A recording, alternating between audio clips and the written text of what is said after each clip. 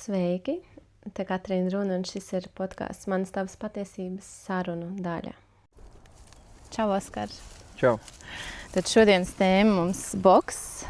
Kā tu zini, es esmu gandrīz regulāri viešana tavās nodarbībās, bet kā tev ir ar boksu? Un kā tev ir varbūt ar tādu savu privāto praksi šobrīd? Ko tu domā ar privāto praksi? Es domāju, tu esi pasniedzējis, Jā. Bet vai tu arī nodarbojies privāti priekš sevis, vai tu šobrīd esi tā kā vairāk dod citiem? Es dodu citiem, jā, jo to es esmu sapratis, ka baigi grūti ir, vairāk pat neiespējami ir apvienot to došanu citiem, mācīt citus un ieguldīties vēl pašam sevī tajā pašā procesā. Tas ir, protams, ir atsevišķi gadījumi, ir citi cilvēki, citi treneri, kas tā var darīt, bet es neesmu no tiem un es cenšos maksimāli ieguldīties tajā cilvēkā, kas ir uzticējies manām zināšanām, un tad es nevaru pārslēgties tā pēkšņi. Man arī bija tieši tikko labs tāds arī piemērs, ka es to nevaru vienkārši izdarīt vairāk.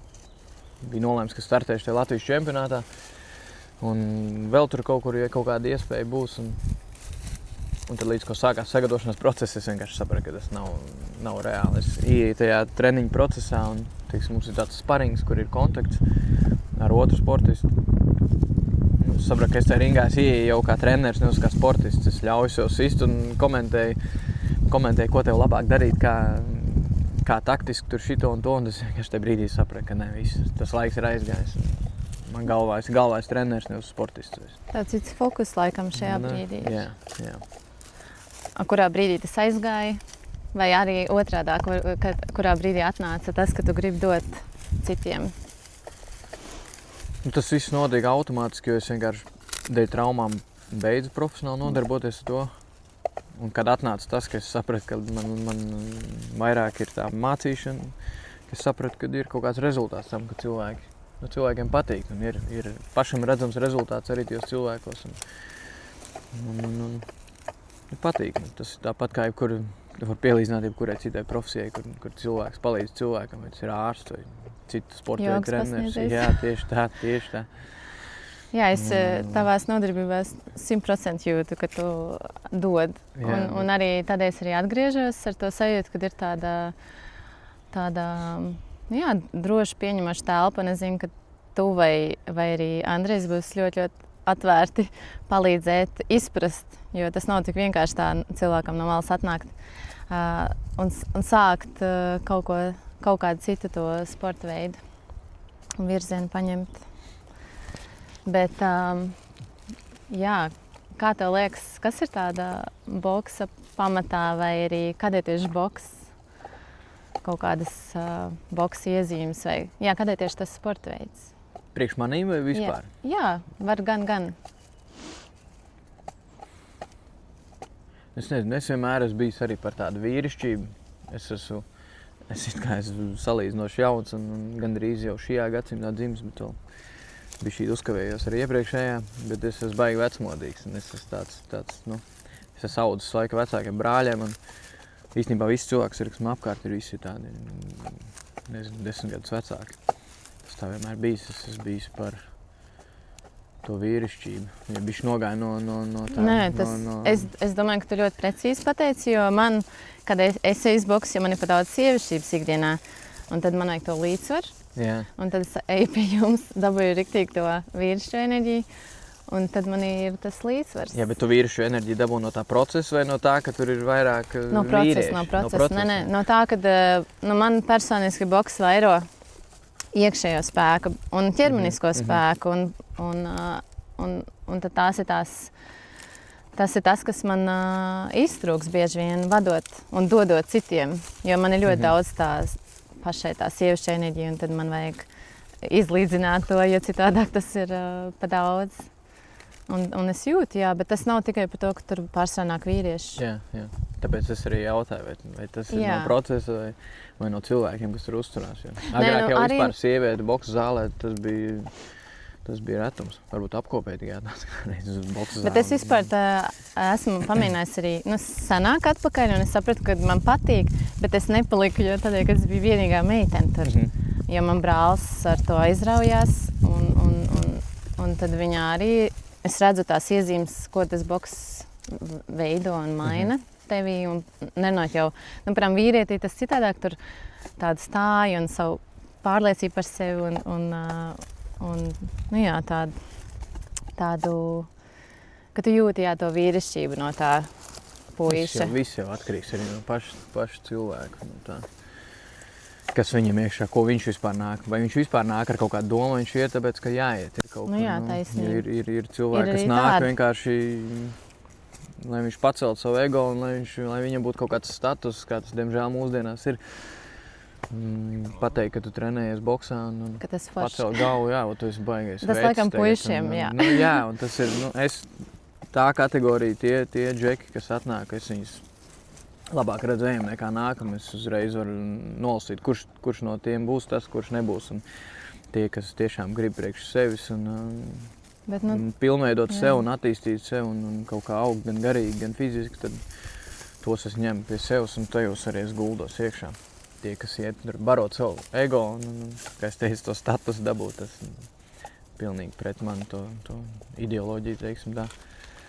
To var just arī grupā, jo, kad es atnācu un kas man arī ļāva palikt, ir tas, ka tie puiši, viņi nav tādi, tā kā neagresīvi, bet tādi ar to neiet ar savu enerģiju pa priekšu, bet vairāk tādi pieticīgi, pazemīgi un tādi ļoti cieņpilni. Un viss arī viens otram tur sasveicinās viens ar otru, un ir tāda draudzīga forša sajūta. Bet var just kādu vienu, kas izlecis mazliet, bet es domāju, ka tā grupas enerģija diezgan ātri apslāpē to. Jā, man arī tā liekas. Mums tur foršs tas tāds. Jā. Bet ir arī atšķirība. Mums jau tur ir tāda entuziasta grupa. Jā. Tur tiešām nāk cilvēki, kas tur ir tā kategorija, ko es teicu, ka nāk priekš sevis, un to mēs jūtam. Līdz ar to mums ir pašiem lielāka interese atdot kaut ko pretī. Rīgā varbūt citādāk. Nē, bet tad ir, nezinu, pa pilsētu es vienkārši tas, ka ir tās saucamās sacensību grupas, kur nāk džeki. Tur, protams, tur ir cita dinamika, cits tas saucamais mindsets. Tur džeki vienkārši mauc viss, viņš neko citu neredz, viņš tajā tunelī iet, fokusējās uz to darbu, gatavojas sacensībām un viss. Un tas ir, tur to grūti tā, ja tu neesi redzējis to, tad grūti to tā aprakstīt. Jā, tās ir divas dažādas. Bet tur jau arī laikam, lai gatavotos sacensībām, arī būtu labi, ja tu to ego noliec malā un koncentrējies. Protams, ego ir manā uzsvarē lielākiem ienaidniekiem vispār.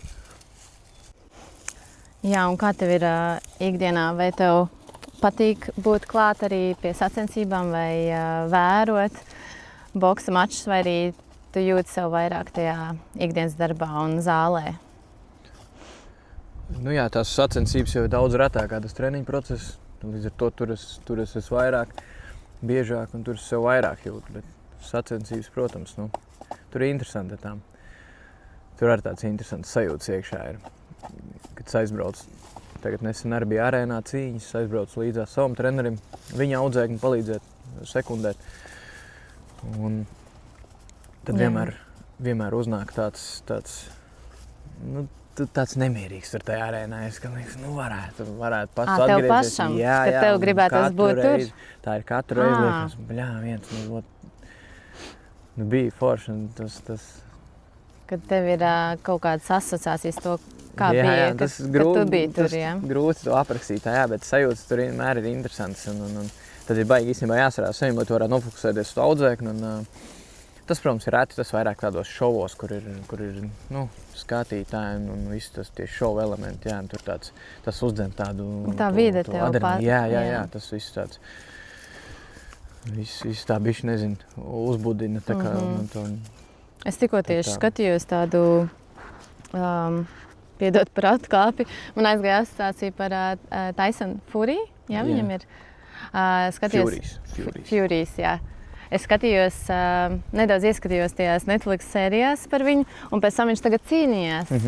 Kur viņa laikam to ģimeni rāda, jā, bet kas tur tas galvenais bija, ka reāli viņš ir aizgājis retirement, jā, tā kā man liekas, 5 reizes. Jā, bet viņa tas mentālais stāvoklis ir tāds, ka viņš vienkārši nemāk dzīvot parastu dzīvi. Tas viņš jau nav vienīgais. Un es tieši aizdomājos, bet par to, kā ir, ka tu esi atradis sevī to iedvesmu vadīt un dalīties ar tām zināšanām. Viņam, piemēram, konkrētam vīrietim, viņš nekur nevar apstāties. Ģimene vienkārši saka, tā kā beidz, apstājies, tev tur ir tik un tik gadi, nezinu, jau veselība ir tāda un tāda. Un viņš vienalga iet tajā ringā, un tad es skatījos to cīņu, un tu redzi to adrenalīnu, tās acis un to deksmu, un tu viņš aiziet tālāk un jau, nezinu, izaicina nākamo, un tā kā tam nav gala.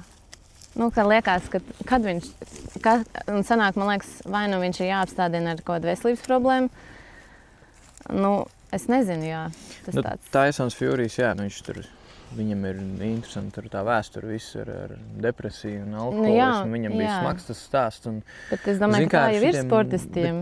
Lielākā daļai augsts klases sportistiem, ļoti liela daļa, es neteikšu lielākā daļa, bet tiešām daudzi piemēri mums ir, kad cilvēks pabeidz, viņš ir no bērna kājas, sportojas, bijis tajā sportā visu laiku, neko citu nav redzējis un viss, un tad vienā dienā viņam pasaka, tā kā tev jābeidz ir. Un viņš, ko es varu darīt? Es taču neko citu nemāku. Man nav, es neesmu izmācījies paralēli pa inženieru un es nevaru pēkšņi beigt, tā kā, viņu var nosodīt, bet es viņu ļoti labi arī saprotu, jo es pats, kad pabeidzu sportot, arī no sākuma bija kā tāds atvieglojums, ka tas process ir viss cauri, man nav jādzīvot caur tām traumām un tiem stresiem, bet tad ik pa laikam uznāk tas, ka tu saproti, ka gribās tīpaši vēl sākumā, ka es nebiju sācis trenēt vairāk un ieguldīties citos, tad bija tāds, ka tiešām neko citu tu nemāki. It kā ir tik daudz visādi hobiju intereses, bet kaut kas, ko tu vari savu ikdienu piepildīt, nav tādas lietas. Tad viņi var arī saprast. Es pieļauju, ka viņam iekšā ir arī bailes atgriezties tajā saucamajā bedrē, kur viņš bija. Nē, jā. Tas ir noteikti par mentālo stāvokli, bet es domāju, iedomājies cilvēkam, kuram pa lielām ir visas iespējas un visas iespējas sakārtot to jautājumu, bet tas nav tik vienkārši, jo tu esi pieredzis pie tā adrenalīna un pie tām emocijām. Tas ir, boks ir absolūtais sports, to ir arī grūti salīdzināt ar daudziem citiem sporta veidiem. Bet labi, tu saskaries arī nedaudz ar to sajūtu, ka tu ej skatīties, bet tad, kad tu pirmām redzi, ka tavs students vai tavs cilvēks tur mačojās, tad kāda tad ir tā sajūta? Tas stress ir 2 reizes lielāks nekā tad, kad tu pats ej ārā. Kad tu ej ar savu kaut kādu audzēkņu, vai kad tu sekundē, tad tas stress ir 2 reizes lielāks. Tas tā interesanti. Bet ja viņš vinnē, tad tas gandarījums tev ir kaut nedaudz pietuvināts tai sajūtai, ka tu pats, biji tajā ringā un vinnēji. Gandarījums sajūta, jā, bet tas vienkārši emocijas kā tāds ir savādāks. Tur ir tāds, man arī nav bijis tādi daudz, man nav bijis arī tāds sportists, kur es esmu izvedis pilnībā no nulles līdz sacensībām, augsts līmeņu vai kaut kas tāds. Man ir grūti salīdzināt. Es jau esmu tāds treneris entuziastiem, pagaidām man nav savu zāli un darbojamies, kad mēs varam, līdz ar to man grūti pateikt. Bet gandarījums, jebkurā gadījumā, es esmu veidis tā kā džeks uz sacensībām, gandarījums ir liels. Vienkārši tas sajūts bija šī savādāks. Kad tu esi pats gājis tam procesam cauri, tam treniņu procesam, tiem mēnešiem smagā darba, un tad viss ir pabeidzies, tu vēl esi uzvarējis, tad ir tāds, un visi tavi draugi ir atnākuši skatīties, tas ir, godīgi sakot, viens no labākajiem sajūtām dzīvē, kāds man bijuši. Tas ir arī tas, kas vienmēr, tu aizēji uz tavu arēnu, tas ir tas, tu ilgojies bišķīt pēc tā. Un nav nekas cits vispār dzīvē līdz šim, ko es varētu, kaut drusciņi salīdzināt, jā, ar to sajūtu. Tas tiešām tāds, nezinu. Bet varbūt tas adrenalīns tev ir ar kaut kādiem citiem sporta veidiem vai piedzīvojumiem? Es esmu ritīgs adrenalīna tāds atkarīgais. Es brīvā laikā daudz daru visādas tādas, man patīk tur avantūrās ielaisties un darīt varbūt kaut ko, kas citiem nešķiet baigi prātīgi. Bet arī to nevar Piemēram? salīdzināt. Es pat nezinu, man patīk viss, man patīk tur, nezinu, pieņems, kas adrenalīns sagāra tehnikas kaut kādas moci. Ar močiem es vienmēr braucu ar mašīnu. Mocis arī ir adrenalīns un vīrišķa enerģija. Jā, tehniku cilvēks es esmu, un man tas viss ļoti patīk. Bet tas nav salīdzināms. Visādas tur slēpošana, tur man ir tāds arī ļoti, ļoti tūs hobijs. Kāpt kaut kādos kalnos arī tas viss. Tas grūti to ir. Grūti salīdzināt. Tas nedod tādu to adrenalīnu. Bet varbūt vispār tā sajūta ir kaut kāda tā kā eiforija vai interesanti, kas notiek smadzenēs tur tajā brīdī pēc tam. Bet es domāju, ka tas ir tāds kaut kāds spiediens un atbildība un tā disciplīna. Es tikai pieļauju, es neesmu bijis tādā stāvoklī, ka tev ir jāgatavojas kaut kam tādam. Un tad tev ir tā izlāde. Viss, un tu tā kā tu izslēdz to raidījumu ārā, un tu esi vienkārši brīvs uz to brīdi, un visi ir tev tuvākie atnākuši. Tas tāds, interesanti. Jā. Mums vienmēr tāda bija arī ar treneru tradīcija, kad visi mūsēji atbrauc, un tad mēs kopā aizbraucam paēst. Tur mēs vienmēr uz McDonald's braucām. Mums bija tāds, vienmēr klasika. Jo visi, tu nedrīkst ēst McDonald's pirms Osītim tam. ir cīņa. Vai varēja? Var jau, bet mēs neēdam. Tā ir daļa no tās disciplīnas. Tas noteikti ir ar sekām, ja tu tur... Ja tu ilgtermiņā, protams, vienreiz tu apēd, nekas ir nenotiks. Jā. Tu jau sākās visāds nianses ar to svāra mešanu, un viss tas tā kā nav tā, ka tur baigi var uzdzīvot ar to uzturu. Jā. Ja mēs runājam par cilvēku, kurš nekad nav pamēģinājis boks, kā vispār sākt? Vai arī nebaidīties no tās slodzes? Man daudz prasa, tā kā es eju uz boksu un tad es stāstu, bet tajā pašā laikā es nezinu, vai tas ir visiem. Tev liekas, tas boks ir visiem? Šodien es teiktu, jā. Šodien jau boks ir tautas sports. Tā ir. Tā kā es teicu, kādreiz jau nevarēja nevienas sievietes satikt boksu zālē. Šodien tu aiziet, pacies, kas tā bija pa vienu dienu, ka mēs bijām, meitenes bija vairāk nekā džeki. Tā kā vienkārši tur nav no kā vispār baidīties. Tāpat kā tu piesakies uz basketbolu vai peldēšanu, tāpat var pieteikties uz boksu. Tīpaši pie mums ar Andreju. Ja man paveicies, ar kolēģi mums tas redzējums uz visu to ir praktiski uz vienas līnijas. Tu varam tādā tandēmā iet, un tu man baigi viegli arī mums kopā strādāt. Tāpēc mēs bieži vien atbraucam arī divatā. It kā tā grupa nav tik liela, lai tur aiziet divus trenerus, bet tas ir jūs pašaries. Tad var redzēt daudz priecīgāk, ka pie visiem var pieiet. Nē, jūs, man liekas, labi papildināt viens otru. Tur, nezinu, vienam ir kaut kāds savs uzsvars, otram savs. Jā, bet ar tādām praktiski mums ir tas, tā kā es teicu, tandēms ar tādām nelielām tur varbūt atšķirībām, bet jā. Jā, tā kā ka jūs saprotaties bez vārdiem, tur saliekās tā nodarbība. Man patīk gan. Es agrāk gāju, man ļoti patika, kad liela grupa un tad jūs abi esat. Bet tas tā kā jogā, nezinu, tur pamainīt nodarbības veidi ir, es esmu atvērsta tā kā visādiem variantiem. Es esmu priecīgi ar abi, bet ir forši arī tā pa vienam. Jā, jo, ja runā par tādu disciplīnu, cilvēkam ejot uz to boksu nodarbību, tad man sākumā riktīgi labi gāja. Un tad kaut kā tāda, kā dzīve, ka pavelk uz tādu, nezinu, ka kaut kas saliekās vienkārši, ka viss ir pa daudz, tad nav tik vienkārši aiziet uz to nodarbību. Un tad tagad... Piedoku pārtrauc. Tas ir baigi interesanti par šito. Es vienkārši tieši domāju, braucu un runāju ar klientu šodien par šito pašu tēmu, ka, par to disciplīnu, ko tu domā ar disciplīnu. Ka tu vari tajā treniņā nofokusēties tajā brīdī un disciplīnu varbūt neatcelt. Kad man ir ieplānots tas treniņš, tad es eju vienalga kādā prāta stāvoklī es esmu. Jo man bija brīži, kad es neaizēju. Dēļ tā, kad es esmu vājāk tur. Man liekas, kā tad es šodien to darīšu. Un tad tagad atkal es esmu pāri tam. Un tad es eju, tad man vienkārši vajag. Un pēc tam jau tā sajūta ir forša. Protams. Nu, tā Tas ir mana interesanti, ka disciplīna. cilvēks to, viņš ļoti labi zina, ka tas tā ir. Kā jau ar visām lietām mēs apzināmies. Mēs zinām, ka pēc tā ir slikti tagad, un es jūtos slikti. Es neesmu tur tādā labā fokusā šodien. Tu zini, ka tu aizies treniņu, būs labi, bet tāpat tu sev nevar piespiest. Tā kā grūti ir pierunāt, un tā tur sākās tā disciplīna. Jā, nu. Vienalga, vai tu esi augsts līmeņa sportists, vai tu esi vienkārši entuziasts, kurš to dara priekš savas veselības. Jā, man jau jogā arī ir ar klientiem tā, ka es redzu, ka ir tādi posmi, kad viņi tā kā padodas mazliet tam, un tad, nezinu, tur tādā ejošā nodarbībā pēkšņi tukšums vai pāris cilvēku, un tad man kā trenerim tā kā vienreiz ir ok, otrreiz ir ok, un tad trešajā, ceturtajā jau tā, nu, ja, tu zini, tu gribi to enerģijas apmaiņu. Kā ir tev ar to, ka tā apmeklētība, viņa ir atkarīga arī no cilvēka emocionālā stāvokļa? Un ir tīpaši tādā spēcīgā nodarbībā. Protams, jā. Es to arī otrādi redzēju, kad arī pats treneris es esmu aizgājis iztukšots pilnīgi.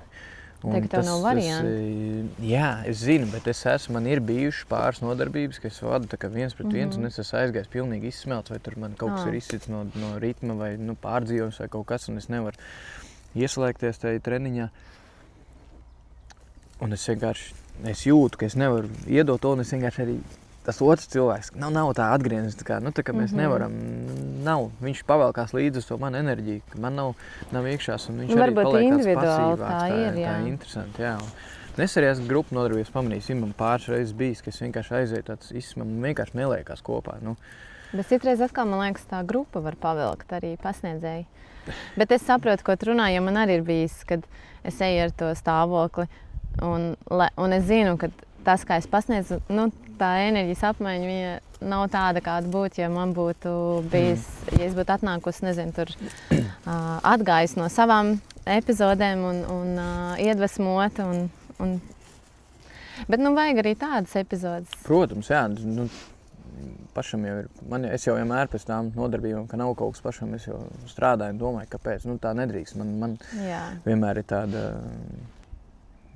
neizdarīt darba sajūta, ka es esmu tādu bijis kaut kāds treniņš. Var jau būt, ka tam audzēkam tā neliekās, bet es to jūtu, kad var labāk, var kvalitatīvāk, bet nav bijis tas. Un es esmu tāds, man vienmēr atbildība bijusi pret visu, ko es daru un pret visiem cilvēkiem. Man ir tāds pārdzīvojums par to. Jā, es saprotu. Tādēļ es nezinu, šis gads man ienāca tā, kad es sapratu, ka tas dzīves ritms ir kāds viņš ir. Un kad neviens cits nevar būt atbildīgs par mani to stāvokli, kā es pati. Un tad es kaut kā šajā gadā ļoti cenšos piedomāt pie tā kā parūpēties par sevi pirms es eju tajā pasniegšanas, kā skolotāja priekšā. Vai tev ir kaut kāda, nezinu, savu formulu, kā tu sev uzlādē iedvesmo, lai kādi būtu apstākļi tur ārpus zāles? Lai tev nebūtu tāda pēcgarša pēc tam? Laikam jau tāda formula nav, un tas nav tāds tur. Šodien man ir slikti, un es tagad izdarīšu šito. Nezinu, iziet pie dabas. Tas vienkārši ir reāli ilgtermiņš, un viss, ar to jāreikinās. Tu strādā visu gadu, būs tās pāris dienas, ka vienkārši nebūs. Tās reizes tev pašam jāapzinās un jāsaņemās, un viss. Bet tas ir reāls ilgtermiņa darbs, kā arī jebko citu. Vienkārši ikdiena sava jāsavāc un domas jāsavāc. Un, ja tu gribi, tīpaši, ja tu strādā cilvēkiem. Mēs nerakstam papīrus, ne tu, ne es. Mēs nesēžam oficiāli, nerakstam papīrus. Mēs esam, kā es teicu, tā kā ārsts vai kurš cits cilvēks, kurš strādā ar cilvēkiem. Tā ir mūsu atbildība un viss. Es citreiz sasmējos par savu darbu arī, kad mums ir jāierodas jebkurā stāvoklī, kādā mēs esam. Un man ir klients, man ir tāds agrais rīts, tur 6:15.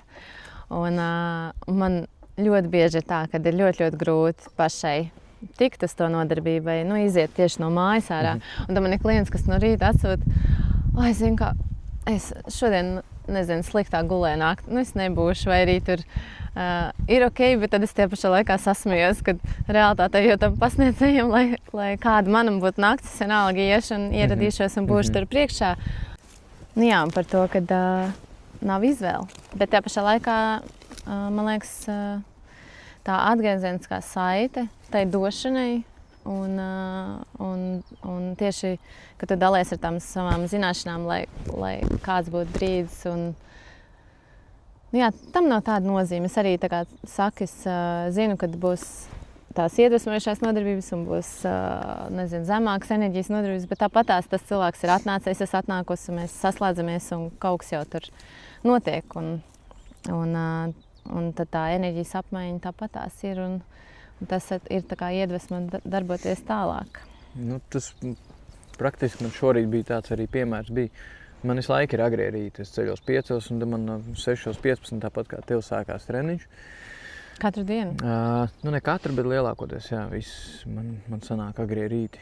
Un tas šorīt arī bija tā, ka bija brīvdienas, kur es biju arī tur dabūjis emocijas visādas un grūti atgriezties ir tai ritmā ierastajā.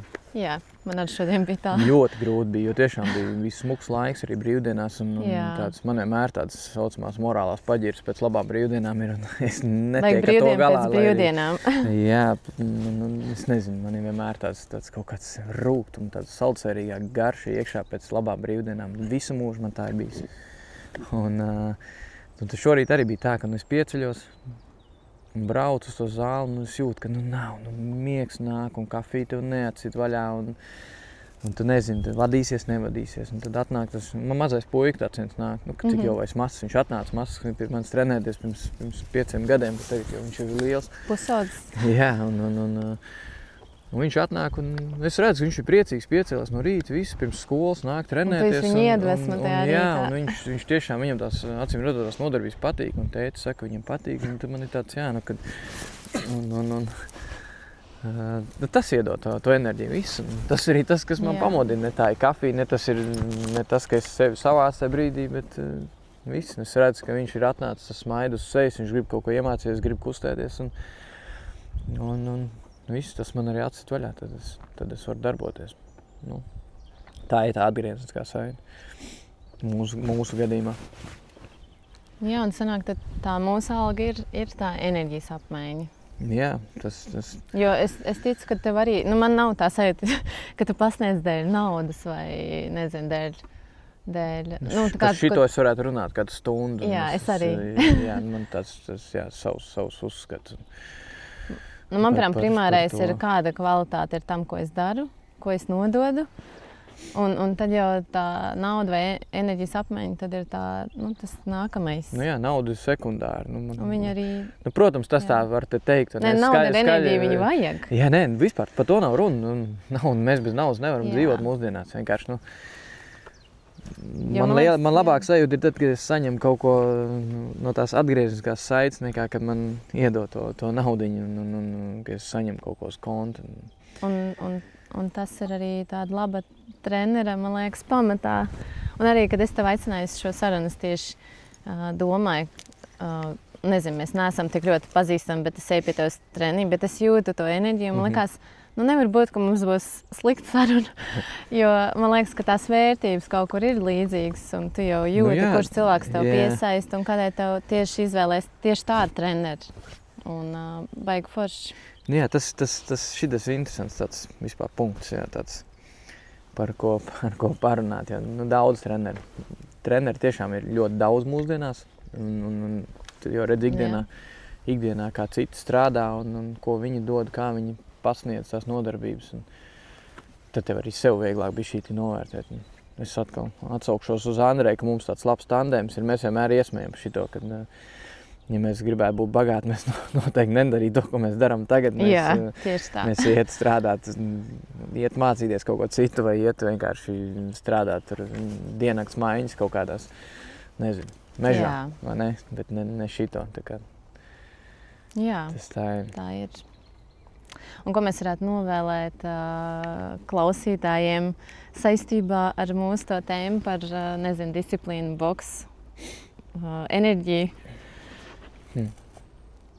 Šitie prātīgiem vienmēr jābūt kaut ko novēlēt. Es nezinu, tā disciplīna. Es vienmēr saku, es esmu zaldāts ritīgs un no bērnības gribēju būt karavīrs. Man visa tā rutīna, viss tas man ir bijis tūs. Tāpat es varu teikt Bet tā ir tā veselīgā rutīna, vai ne? Jā, Tu taču sev tur... bet katram ir savs. Bet katram ir savs. Katram ir savs. Man ir draugi, kas vienkārši pilnīgi nesaprot, kā es varu tā dzīvot. Ne jau, ka es tur kaut kas man pārdabis, vai kas vienkārši es ceļos agri. Visu izdaru, un es nekad mūžā neesmu nokavējis neko, un tas ir tas mans. Bet, citiem var teikt, tā disciplīna ir tā disciplīna, rutīna, atbildība. Tā ir laba lieta, un tas ir vajadzīgs, bet vajag kaut ko pabaudīt. Mēs nerunājām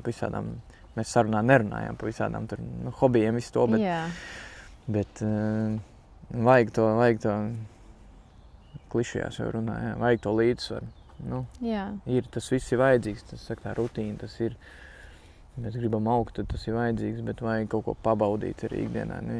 Tu gribās aizbraukt, vajag aizbraukt. Nedrīkst iespringt, ne? Jā, vajag vienkārši, vai ieciklēties, tagad es nedrīkst noiet vispār no šitā plāna, jo, nezinu, Oskars man teica, ka jāceļās ir tikos un tikos. Bet, vajag vienkārši, vajag pabaudīt, vajag rūpēties par sevi. Ļoti labs novēlējums. Jā, bet vajag arī kaut ko pabaudīt. Ja tu gribi aizbraukt to kalnu, aizbraukt, uzkāp viņā, jaunāks nepaliks. Jā. Un man liekas arī, kad tu teici, ka tev aizrauja arī mazliet tas, vai vairāk vai mazāk aizrauja tas adrenalīns un tādas sevi izaicināt, tas jau arī tāds tā kā, pabaudīt kaut ko, citas emocijas arī tajā savā ikdienā. Jā, protams, saka, tas viss tie. Es vienmēr saku, ka dzīvē vajag kontrasts. Tiešām cilvēkiem vajag kontrasts. Mēs iesmējam vienmēr tur. Tieši ar kolēģi Andreju braucām pagājušajā gadu uz Roņsalu. Es viņu pierunāju tādā avantūrā ar piepūšamo laivu aizbraukt uz Roņsalu. Mums tā laiva pabeidzās pa ceļam. Es viņam teicu, mēs nekad neatcerēsimies šo braucienu, ja mums nebūtu šitiem. Mēs būtu aizbraukuši un atbraukuši. Jā, kaut kad mēs tur bijām. Tas notika šitā. Tad arī radās mums teiciens, iesmējam, ka cilvēkam dzīvē vajag kontrasts, lai labais būtu vēl labāks un garšīgais būtu vēl garšīgāks. Jā, paldies. Paldies tev par sarunu. Paldies tev.